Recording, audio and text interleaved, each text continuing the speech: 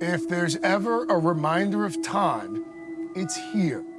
The promise of birth and finality of death, simply displayed for all to see. But in a sport where athletes are remembered with their names engraved on trophies, on these plots of earth, it's the weathered stones above ground, yet uninscribed, that can reveal a deeper story. Here in Augusta, each April gather the greats of golf. This is the testing place of champions. Masters Championship 4 times. We were the best caddies in the world at the time. We were the best caddies in the world at the time.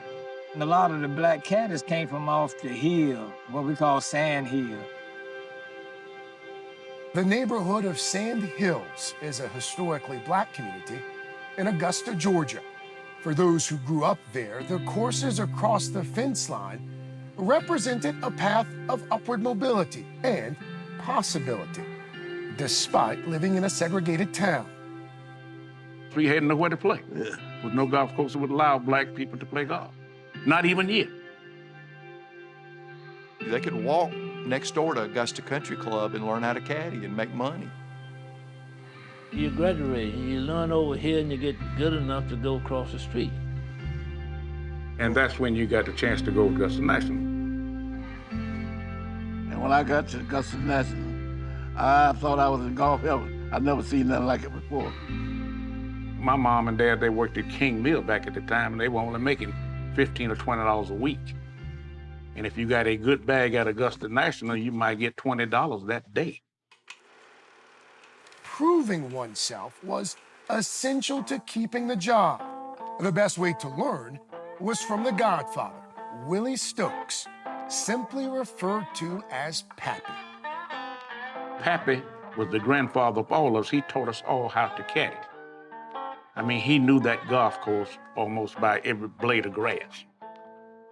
He learned how to read the greens by sitting there as a kid watching it rain, and the rain would flow downhill in the hilly terrain at Augusta toward Race Creek. As long as you were a good kid, he'd take care of you. If you were not a good kid, he'd put an effing on you. He wouldn't tell you nothing. Stokes caddied his players to 5 Masters titles with 4 different champions. And although no one had Pappy's historical knowledge, that didn't mean the other characters and nicknames in the caddy barn weren't as memorable. There was Cemetery, a man of small stature who woke up in a morgue after a knife fight. He became President Eisenhower's caddy of choice. Then there was Iron Man Avery, who got his nickname after losing a couple fingers in a firecracker accident. At age 16, he picked up Arnold Palmer's bag and would go on to win 4 green jackets with the king. From 1934 until 1982, Augusta National had the rule: if you come to the Masters and you play, you have to use an Augusta National caddy. That local knowledge proved most useful in 1979 when Jerry Bubba Beer found himself in the spotlight on the bag of Masters rookie Fuzzy Zeller. I didn't know who he was. I had to do. He said, "You read greens?" I said, "Yep." He said, "Which way it break?" I said, "It's gonna break a little right." He knocks it in the hole. He said, "It's your game." He never had a yardage book or nothing. I pulled all the clubs, read all the putts. He says he was like a blind man with a seeing eye dog. Veteran Masters caddy Jerry Beard has given Fuzzy the lines absolutely dead on every day. 20 years before Zeller's win, the most successful partnership in tournament history began. In 1959, caddy Willie Peterson picked up the bag for a Masters newcomer. Leon McClatty was caddying for him. He said, "Jack Nicklaus working too hard. Yeah, Who wants the bag?" elbow. No, I don't want, no, I ain't gonna work him sun up, sundown for him. Jack work you from 8 o'clock in the morning to 8 o'clock at night. Probably the last It's caddy. the last person to lead it. So, Willie Peterson, well, I'll take him. If you look at the 1975 Masters, the most famous putt Nicklaus made is the long putt up the hill on the 16th hole. Willie Peterson's tending the flag. Willie's jumping up and down behind the hole when the ball's approaching. That putt sent Willie Peterson, Jack's caddy, into orbit. 1972, Sports Illustrated comes out, and there's Jack Nicklaus on the cover, but right in front of him is Willie Peterson with his hand up like this with a cigarette in his mouth. My older sister, Pondra, she ran across Sports Illustrated, and my dad was on the front cover. We bought it, and we took it home, and we showed my mom and the rest of our siblings, you know, look at Daddy, he's on the cover of Sports Illustrated. For the caddies who are still living, the memories are there, stories they can still tell.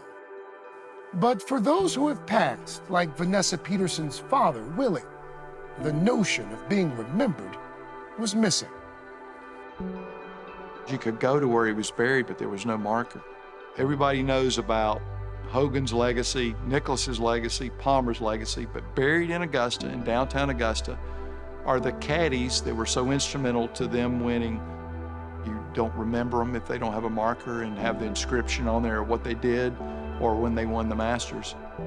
These guys caddied for Augusta National and caddied for some of your major golf superstars.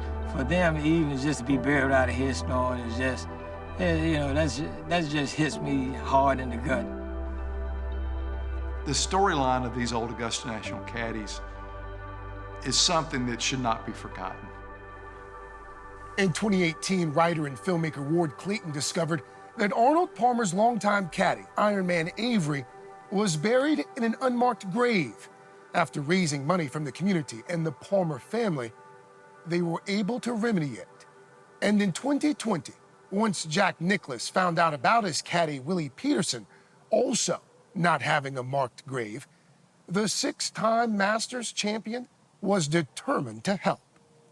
Hello, Vanessa. This is Jack Nicklaus. Hello. You know, your father, he was a really good guy. We had a lot of fun. Your dad was a character.